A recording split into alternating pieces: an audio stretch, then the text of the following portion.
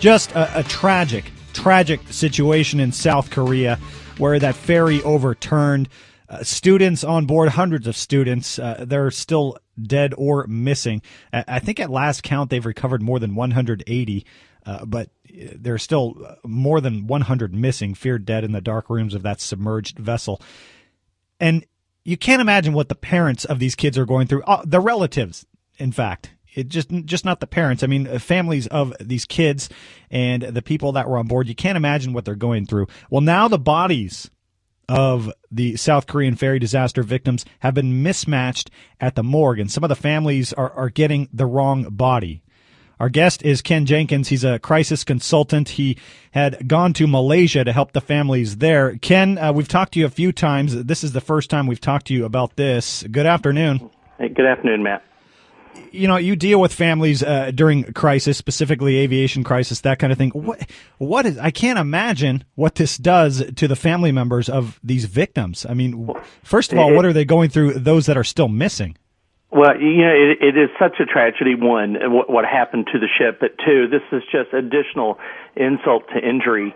Considering that wrong bodies have been given or sent to the families in the aftermath of this event. It has happened, unfortunately, in the past.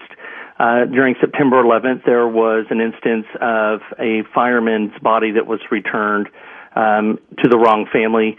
An American Airlines Flight 587 in an accident in New York, there was the wrong body that was sent to a family and actually buried before the medical examiner realized the mistake. It happens, and it is very unfortunate. In this case, with a mass casualty type of event, I'm surprised that there hasn't been more DNA used and other types of fingerprints, for example, being used instead of just trying to do facial recognition. Well, do we know why they haven't used DNA, dental fingerprints? I mean, why didn't they use those in the first place? Do we have any answers?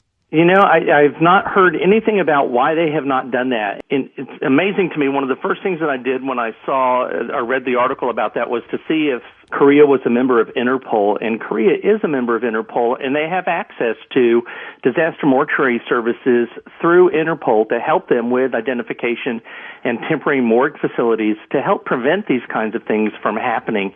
I don't know if they reached out for that service. It doesn't appear that they have. And they just may have been inundated with the number of bodies that were coming in and trying to do their best. And unfortunately, what happens is mistakes are made, and then additional grief is added to the families. Well, you said mistakes were made, and you talked about some of the past incidents where the wrong bodies were discovered. But you pair this disaster with the investigation of Flight 370, which I mentioned you were in Malaysia helping out with that. Are these missteps and mistakes that common in these disaster investigations? It depends on where the accident. I mean, it's a very interesting question to ask, Matt, and it does seem that way in light of Malaysia 370 and now this particular event. Unless the accident's in a country where they have a strong emergency response type system, such as the United States, where you have the National Transportation Safety Board, you have what's called the National Disaster Medical System, which has a mortuary operational response team, disaster mortuary operational response team called DMORT.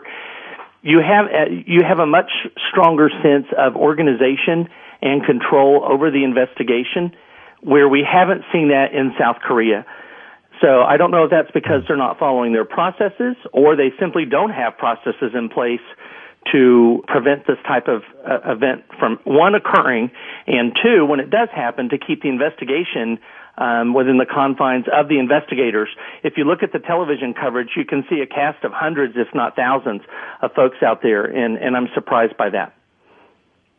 Obviously, I can't put myself in the shoes of some of these family members of the victims, but I mean, do you think some of them are still holding out hope? Yeah, well, I certainly would. I mean, I think that would be part of human nature, is if your loved one hasn't been found, that somehow they were able to survive in an air pocket, or they were able to get away from the ship and they just haven't found their way back, to where they can be identified and said, I'm alive.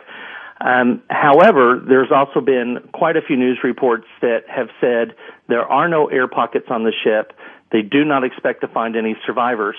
So you have the hope of the family members coupled with what's been reported in the news, but you can't take hope away from folks. They're going to have it. I don't begrudge them that at all. I don't think we're going to see or find any additional survivors in the aftermath of this tragedy.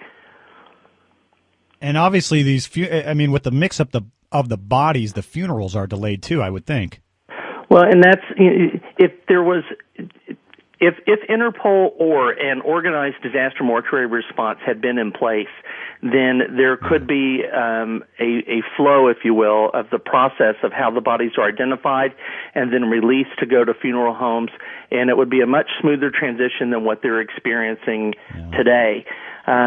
I also have noticed that there hasn't been any reporting. It doesn't mean it's not there, but I haven't heard anything about this, of a family assistance center set up where families can go, very similar to what Malaysia 370 did.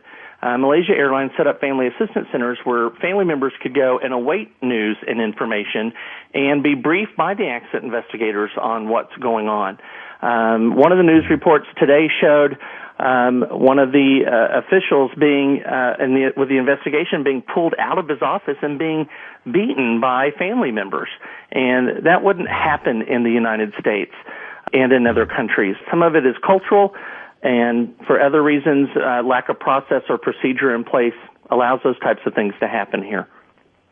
How does the arrest of the captain and crew members, how does that impact the families that are looking for answers? How does that affect them? Well, and that's interesting as well, because when particularly in aviation accidents, or actually I would say any mass casualty accident where something that is not human nature, families are going to look for someone to blame. There's usually a focused blame and anger, and in this particular case, they're focusing their anger on the crew, in particular the captain, the engineer, and the other crew members. So I can't say that brings them a sense of relief, but it gives them something to focus on, which is something that they're desperately looking for right now in terms of some sense of control in their lives. Because this type of traumatic event, Matt, is a loss of control. So you look for something that you can control, and this is one aspect that they can. So they're pushing quite hard on the crew through the investigative process to find out what happened and how it was allowed to happen.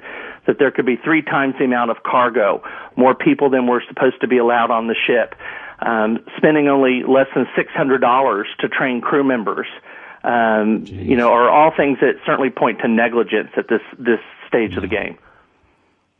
Ken Jenkins is a crisis consultant. The website is Ken Jenkins, L.L.C. Ken, we appreciate your time as always. Thank you very much, Matt.